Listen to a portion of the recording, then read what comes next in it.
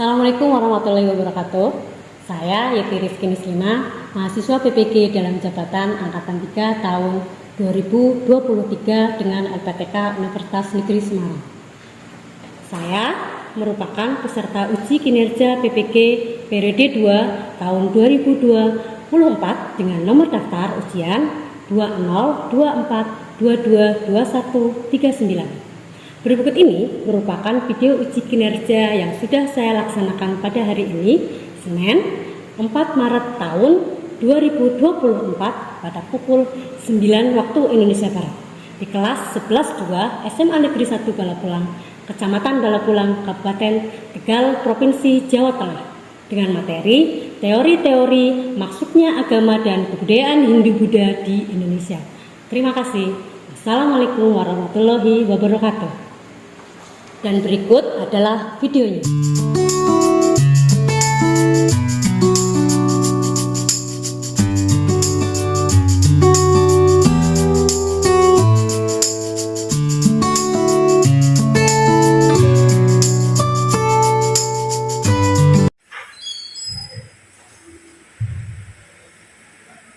Assalamualaikum.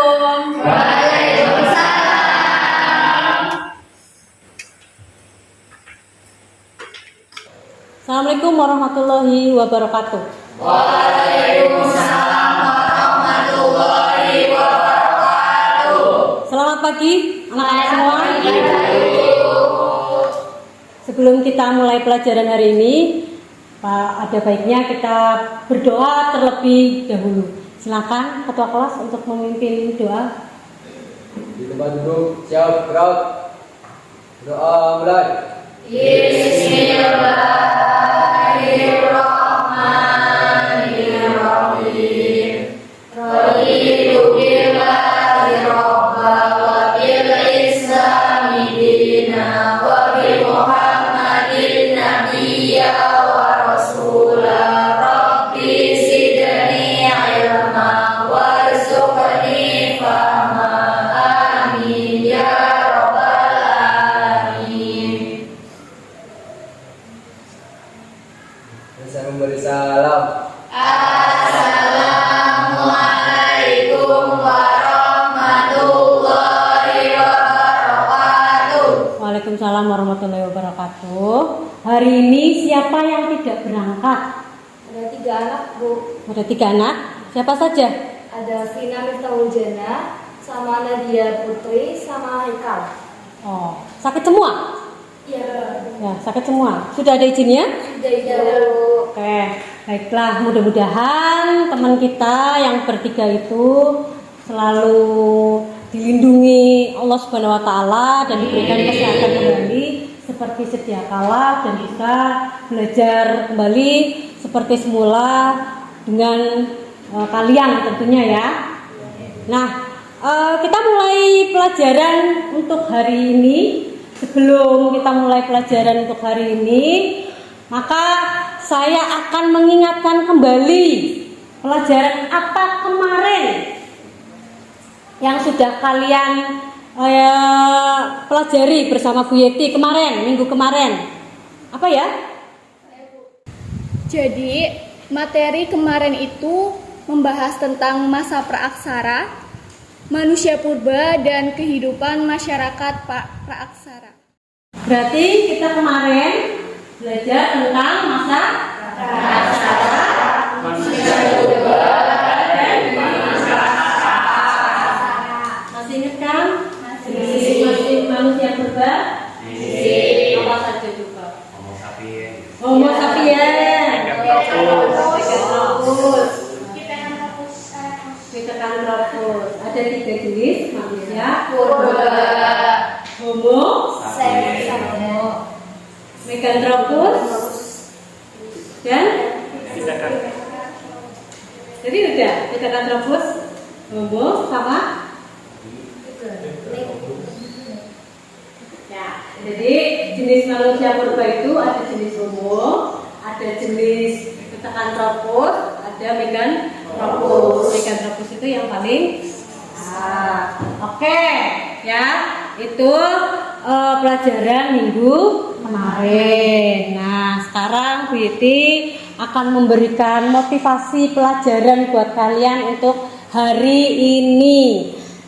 Silakan bisa lihat penayangannya saya berikan melalui gambar.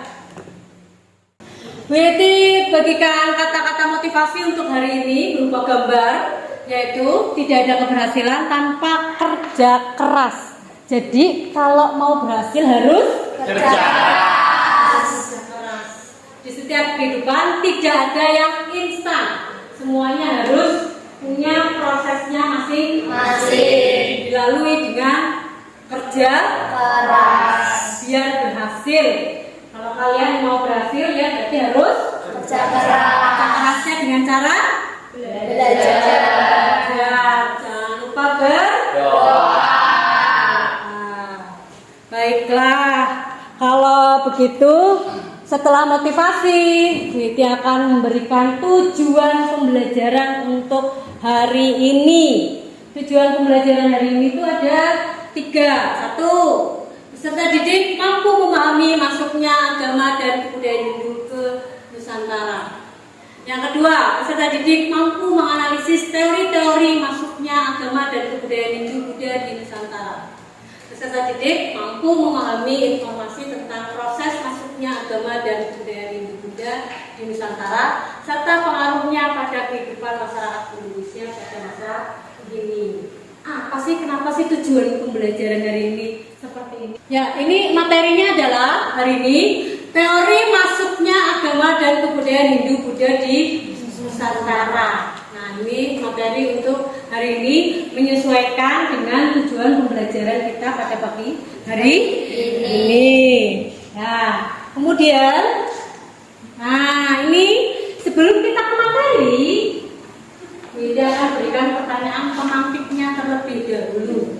Pertanyaan pemantiknya menyesuaikan gambar yang ada di samping sebelah kiri atau kanan ya? Sebelah kanan ya?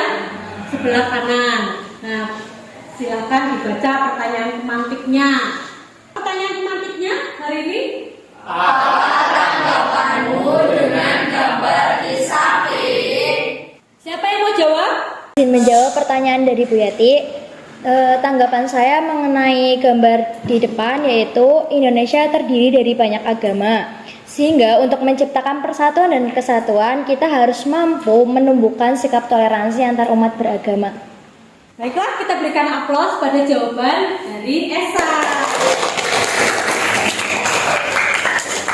Setelah ini, Bu Yeti akan memberikan pretest terlebih dahulu sebagai pemahaman awal kalian dalam mempelajari materi pada pagi hari ini. Silakan handphonenya disiapkan. Nanti Bu Yeti akan berikan barcode ini untuk sebagai soal, ya, sebagai soal dari pretest yang kalian kerjakan.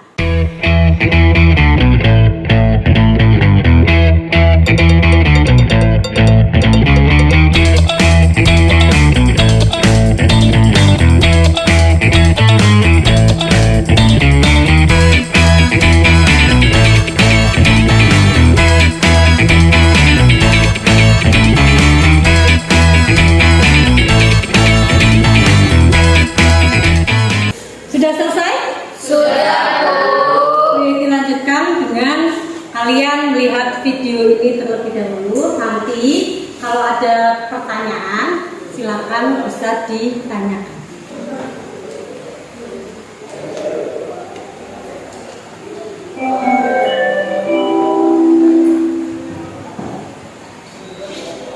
Salam historia.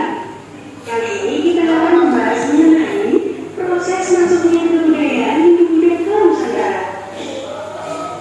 Kebudayaan India tidak hanya mempengaruhi cara beribadah masyarakat Nusantara, tetapi juga memberikan beberapa peninggalan lain.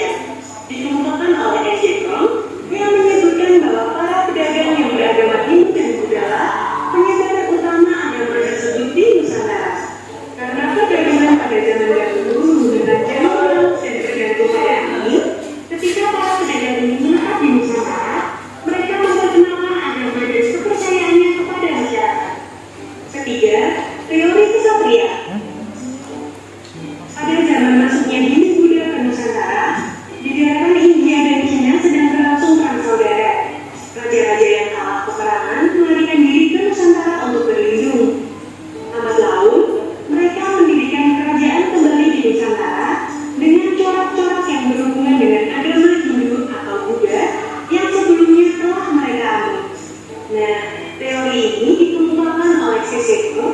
Murray dan C.C. Moore. Yang keempat, teori arus balik.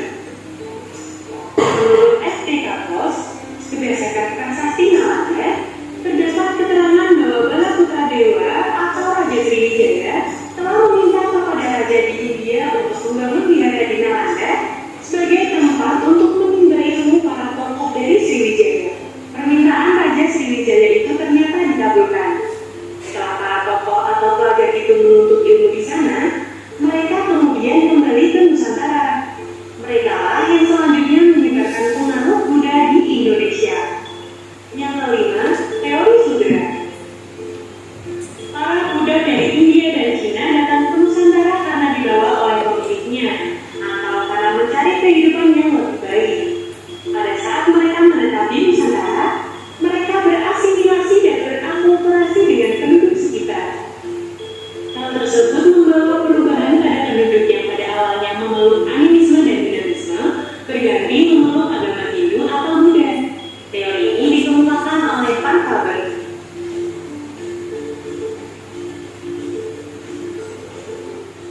Ada yang mau bertanya? Saya, Bu. Baik, dari Gayuh dulu, habis itu Safira. Mengapa orang India bisa sampai datang ke Nusantara ya, Bu? Apakah sebelum Hindu Buddha masuk ke Nusantara itu sudah ada agama ya, Bu? Saya jawab pertanyaan dari Gayuh. Apakah orang India sudah datang ke Nusantara? Jawabannya adalah bahwa orang India masuk ke Nusantara itu melalui jalur perdagangan, di mana orang-orang di Nusantara adalah orang-orang yang waktu itu berdagang, ya. Jadi kita dilalui oleh jalur perdagangan internasional. Ya, India beserta negara-negara lain ikut berdagang di Nusantara. Itu jawabannya. Nah, kemudian jawaban yang kedua, pertanyaannya apa, bisa diulang? Apakah sebelum Hindu Buddha masuk ke Nusantara itu sudah ada agama? Jawabannya adalah ada agama? Ya, belum ada agama, adanya kepercayaan. Kepercayaannya yaitu animisme dan dinamisme. Silakan duduk sesuai dengan kelompoknya masing-masing. Ya, seperti yang sudah gue bagi, kemarin saya sudah share di grup kalian di kelas. Ya, silakan untuk berkelompok.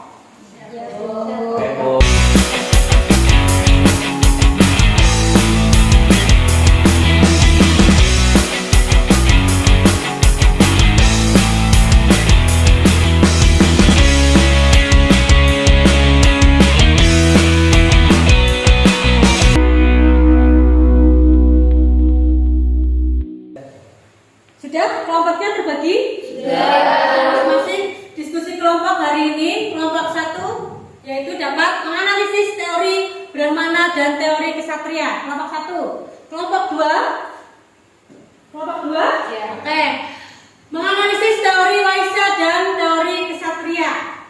Yang kelompok 3 menganalisis teori arus balik dan teori Waisya. Yang kelompok 4 yaitu menganalisis teori arus balik dan teori Sudra. Ya, Bu Yeti akan bagikan LKPD-nya terlebih dahulu. Seperti ini. Nanti kamu tulis nama kelompok, kelas dan nama anggotanya masing-masing. Di sini kamu akan mengerjakan 3 pertanyaan, ya, dan juga menganalisis seperti soal atau pekerjaan diskusi yang akan kamu lakukan. Paham?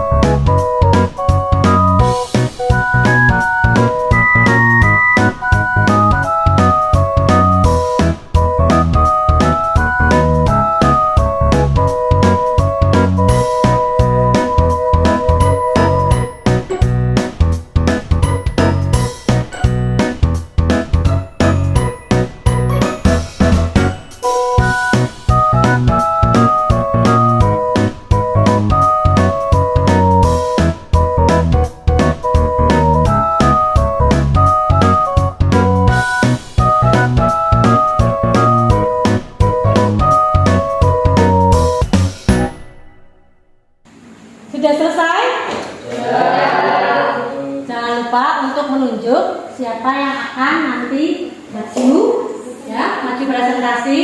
Siapa yang mau jadi moderator, siapa yang mau jadi penjawab, ya. Jangan lupa untuk menunjuk itu.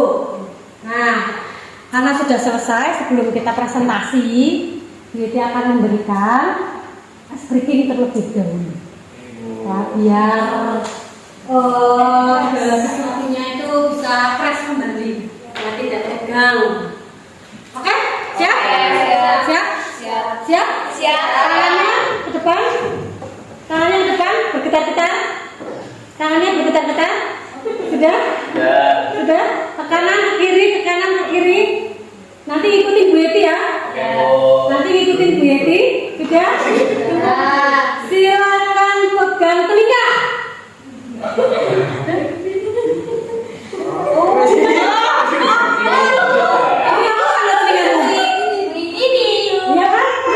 Bisa ikutan Bu Yeti? Berarti belum konsen? Ya, satu lagi. Diputar-putar, diputar-putar, diputar-putar. Ayo pegang mata. Yang salah siapa? Yang salah. Ayo, satu kali lagi. Ayo, kalau masih salah. Sebelum betul semua, kita nanti akan terus seperti ini. Ayo, silakan tangannya, tangannya, tangannya. Silakan pegang kaki. Ya, berarti semuanya sudah konsentrasi. Silakan kita lanjutkan ke presentasi untuk hari ini. Yang presentasi maju pertama adalah kelompok 1 terlebih dahulu. Kelompok 1 dipersilakan untuk maju. Kami awali. Assalamualaikum warahmatullahi wabarakatuh. Waalaikumsalam warahmatullahi wabarakatuh. Kami dari kelompok 1 akan mempresentasikan hasil diskusi kelompok kami, yaitu dari lembar peserta didik. Sebelum presentasi, kami akan memperkenalkan diri kami masing-masing. Perkenalkan, nama saya Zafri Hamzani, nomor absen 4. Nama saya Milanin KPC, nomor absen 25. Saya Kolomboya Jadila, absen 26. Saya Dinda Kaiska Ruwangi, absen 13. Baik, kami akan mempresentasikan sesuai dengan pertanyaan yang ada di lembar kerja peserta didik. Oke, pertanyaan pertama, jelaskan pendapat kalian mengapa di Nusantara menjadi sangat penting untuk didatangi oleh para pedagang, dan jawabannya akan dipresentasikan oleh Kak Nen. Silakan itu. Jawabannya, karena Nusantara merupakan jalur perdagangan yang strategis dan menjadi jalur perdagangan dunia, serta memiliki sumber daya alam berupa rempah-rempah yang melimpah. Oke, terima kasih Kak Nen. Selanjutnya pertanyaan kedua akan yaitu bagaimana pendapat kelompok kalian tentang adanya kepercayaan sebelum agama yang datang di masyarakat yang akan dijelaskan oleh Kak Proful. Kelompok kami berpendapat bahwa sebelum agama datang di Indonesia telah ada dua kepercayaan, yaitu animisme dan dinamisme. Animisme sendiri merupakan kepercayaan terhadap arwah leluhur, sedangkan dinamisme merupakan kepercayaan terhadap benda-benda tertentu. Oke. Selanjutnya pertanyaan ketiga akan dijelaskan mengenai teori yang kami dapat, yaitu teori Brahmana dan teori Ksatria, dan akan dijelaskan oleh Kak Tinta. Silakan Kak Tinta. Teori Brahmana adalah teori yang menyatakan bahwa masuknya Hindu Buddha di Indonesia dibawa oleh kaum Brahmana atau golongan penyembah Hindu. Teori ini dikemukakan oleh Rafael. Teori ini dilandaskan pada prasasti-prasasti peninggalan kerajaan Hindu Buddha dengan bahasa Sanskerta dan huruf Pallawa yang hanya dikuasai oleh golongan Brahmana di India. Yang kedua ada teori Ksatria. Teori ini dikemukakan oleh R.C. Manjunder. Teori ini menyatakan bahwa Hindu Buddha datang ke Indonesia tidak lepas dari sejarah kebudayaan India pada periode yang sama di Nusantara, kesatria yang ada di Indonesia mendirikan kesatria di Nusantara. Oke, baik, terima kasih Kak Gita. Jadi dapat disimpulkan dari kelima teori yang tadi sudah dipaparkan oleh video Bu. Jadi kita bisa tahu bahwa ada teori yang bisa dijadikan salah satu alasan mengapa agama Hindu dan Buddha bisa masuk ke Indonesia. Yang pertama adalah teori Brahmana, karena prasasti yang ditemukan di Indonesia berisi bahasa Pallava yang hanya diketahui dan dipahami oleh Brahmana pada masa itu. Dan yang kedua adalah teori kesatria, dikarenakan ada teori di mana kesatria-kesatria yang kalah dalam perang itu membangun koloni-koloni di Indonesia sehingga turut membantu dalam menyebarkan agama Hindu dan Buddha. Sampai sini apakah ada pertanyaan? Baik, silakan dari kelompok 2, 3, dan 4 untuk mengajukan pertanyaan yang ingin kalian tanyakan. Pertanyaannya adalah, apakah bangsa kesatria bisa memperkenalkan agama Hindu ke masyarakat Nusantara waktu itu, sedangkan mereka adalah orang-orang yang bawa senjata? Izin bertanya, teori Brahmana merupakan teori yang paling kuat. Mengapa teori Brahmana disebut sebagai teori yang paling kuat? Bertanya, bagaimana cara bangsa ksatria dalam menyebarkan agama Hindu ke masyarakat? Silakan dijawab pertanyaan dari teman-temannya. Kelompok 1. Saya akan menjawab pertanyaan dari Ismi dari kelompok 2. Pertanyaannya tentang apakah bangsa ksatria bisa memperkenalkan agama Hindu ke masyarakat Nusantara waktu itu, sedangkan mereka adalah orang-orang yang bawa senjata. Jawabannya tidak, karena bangsa ksatria yang kita kenal di Nusantara disinyalir adalah ksatria yang kalah perang kemudian melarikan diri ke Nusantara. Berarti jawabannya bahwa bangsa kesatria itu yang ada di Indonesia adalah bangsa yang kalah perang. Dari mana? Ya dari asalnya. Mana ya asalnya ya? India. Ya, silakan pertanyaan nomor 2.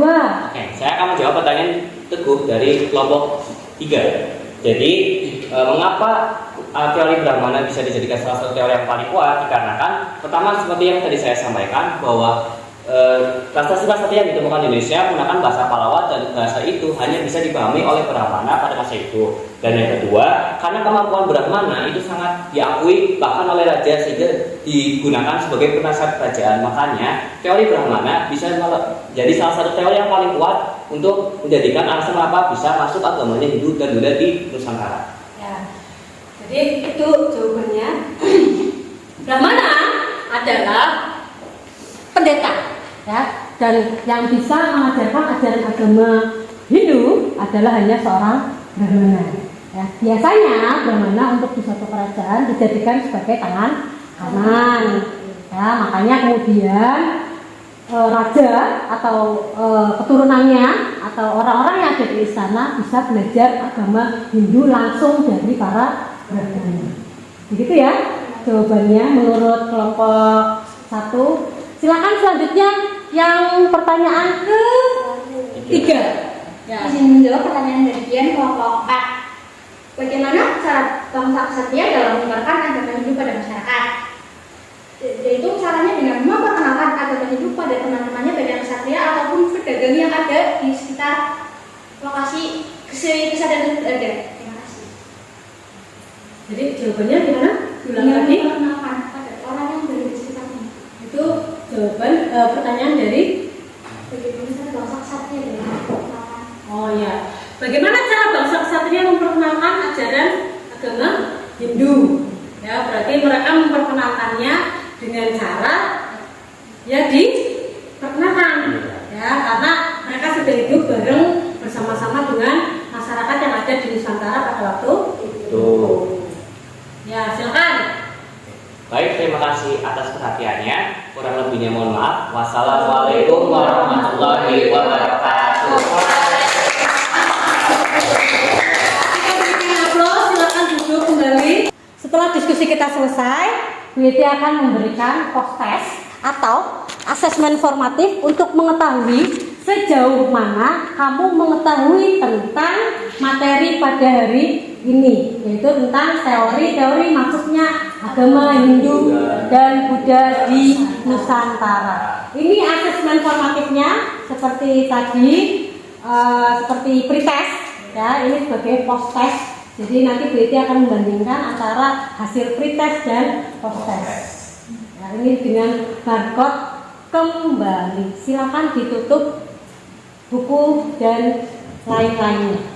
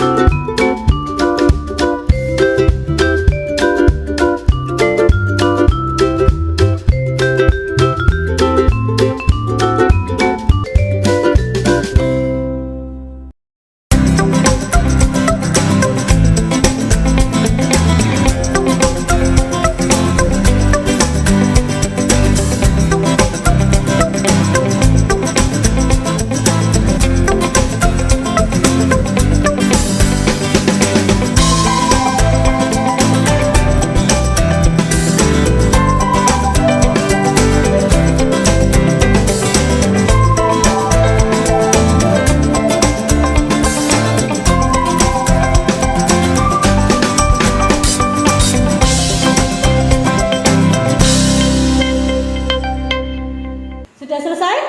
Sudah. Ya? Oke, ditarik dulu LKPD.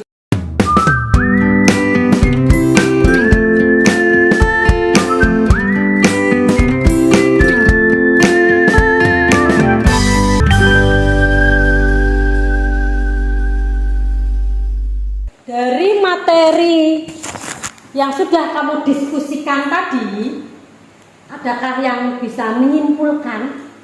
Saya Bu, jadi berdasarkan materi yang sudah disampaikan tadi, dapat disimpulkan bahwa adanya agama Hindu dan Buddha di Indonesia memiliki sebuah prosesnya sendiri dibagi menjadi 5 cara. Yang pertama teori Brahmana, yaitu dibawakan oleh para pendeta. Yang kedua teori ksatria dibawakan oleh para tentara yang kalah di India. Yang ketiga teori Waisya dibawakan oleh para pedagang. Keempat teori Sudra dibawakan oleh para budak. Dan yang terakhir teori arus balik yang dibawakan oleh para pemuda Indonesia yang dikirim ke India lalu dikirim kembali ke Indonesia untuk menyebarkan agama Hindu dan Buddha di Indonesia. Kita berikan aplaus untuk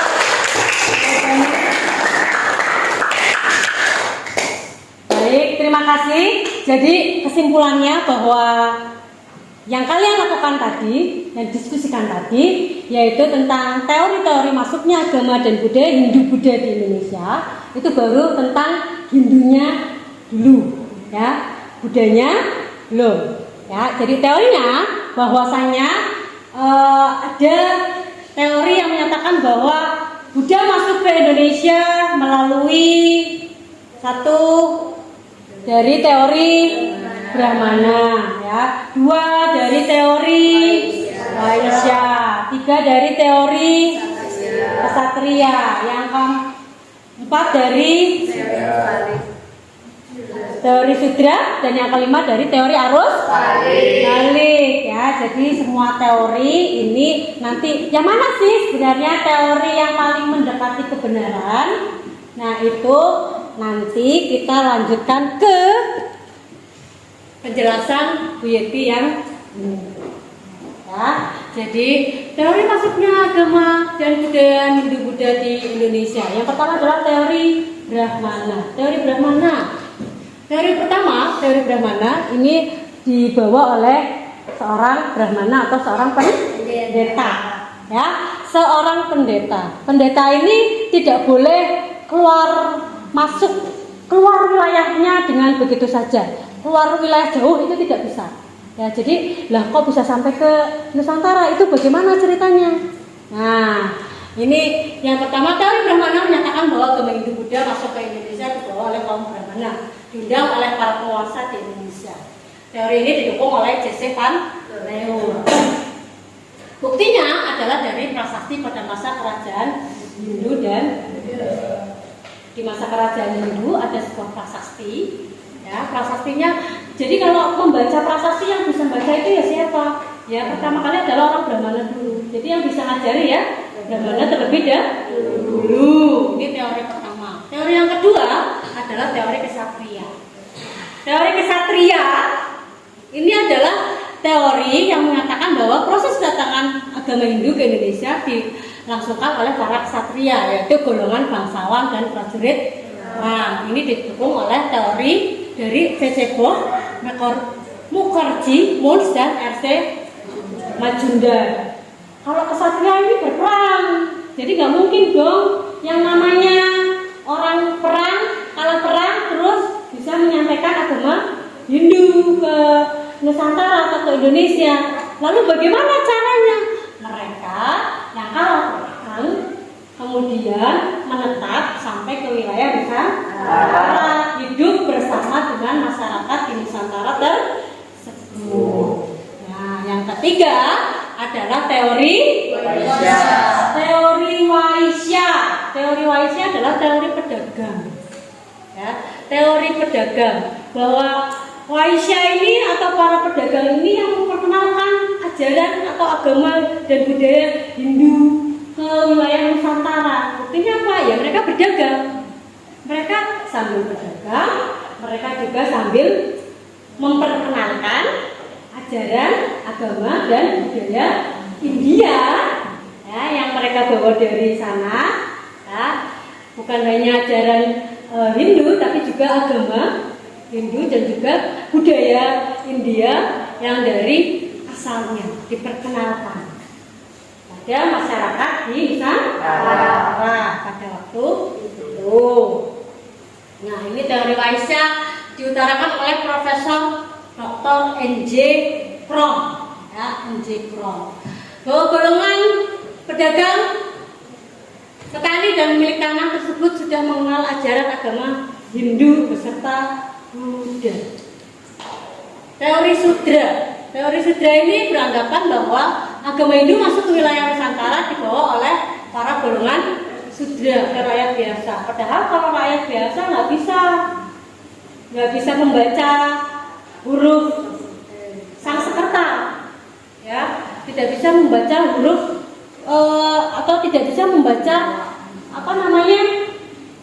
ayat-ayat atau kitab yang ada di agama Hindu. Yang bisa membaca dan mengajarkan adalah Brahmana. Tapi di teori ini sudah beranggapan bahwa mereka juga ikut membawa agama dan budaya Hindu ke wilayah Nusantara. Ini dikemukakan oleh Gottfried von Herder. Terakhir adalah teori arus balik. Teori arus balik ini adalah teori yang paling memungkinkan bahwa ajaran agama Hindu Buddha dibawa oleh orang Indonesia yang belajar sampai ke wilayah India, ya, sampai ke wilayah India. Buktinya ada nggak? Ada di Prasasti Nalanda. Bahwa di Prasasti Nalanda dikemukakan di sana banyak ditempatkan masyarakat Indonesia atau pramuda Indonesia yang akan belajar ajaran agama Hindu di India. Nah, setelah mereka belajar dari sana, dari India, maka kemudian mereka balik lagi ke Indonesia dan memperkenalkan dan mengajarkan ajaran agama Hindu di Indonesia ataupun di Nusantara. Ya. Jadi manakah yang paling mendekati kebenaran? Teori arus balik. Ini dikemukakan oleh siapa? Tidak ada. Ada di bahan ajar kalian masing-masing. Nah, setelah Bu Yeti menjelaskan tentang teori-teori tadi, Bu Yeti lanjutkan dengan refleksi. Nah, refleksinya Bu Yeti mau nanya nih sama kalian. Apa yang menyenangkan dalam pembelajaran hari ini? Bisa belajar tentang bagaimana masuknya pelajaran Bisa belajar mengenai masuknya ajaran agama Hindu dan Buddha. Terus kemudian kita bisa mengetahui tentang kebudayaan India yang sudah ada di Indonesia, ya kan? Ya. Nah, tentunya. Apakah kamu sudah menguasai pembelajaran pada hari ini? Itu yang nomor 2. Sudah? Ada yang mau jawab? Ada? Silakan. Yang mana? Apakah kamu sudah menguasai pelajaran pada hari ini? Semuanya belum? Sudah, semuanya sudah. Karena kita sudah mengetahui atau kita sudah dapat banyak hal dari yang kita pelajari pada hari ini. Yang ketiga, apakah kamu sudah aktif dalam bekerja sama dengan kelompokmu? Ayo, yang tidak aktif siapa dong? Jadi dia sangat aktif, ya. Jadi kita semua BIT mengapresiasi kalian tentang pelajaran hari ini. Bagaimana BIT dalam pelajaran hari ini? Apakah sudah bisa menjelaskan secara detail ke kalian atau belum? Sudah. Nah, baik, kalau sudah kalian bisa memahami tentang penjelasan pada materi pelajaran hari ini, ya. Mudah-mudahan teori hari ini bisa pelajaran hari ini bisa bermanfaat untuk di masa yang akan datang. Ya. Ini terima kasih semuanya. Kita jangan lupa kalian minggu depan ya pelajarannya tentang bukan teori lagi, tapi tentang kerajaan Hindu Buddha. Jangan lupa juga PR-nya dikerjakan halaman 125. Ya, begitu. Silakan kita mengakhiri pelajaran hari ini dengan berdoa terlebih dahulu.